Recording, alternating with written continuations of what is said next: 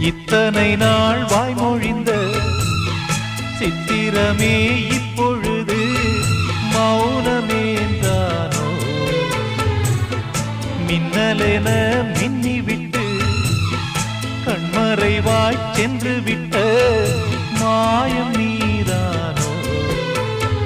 உன்னால் வந்த காதல் உன்னால் தானே வாழும்.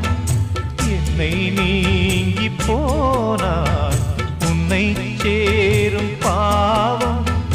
எனக்கொரு அடைக்கலம் வழங்குமோ உன் இதயமே? அன்பேவா அருகிலே என் வாசல் வழியிலே உல்லாச மாளிகை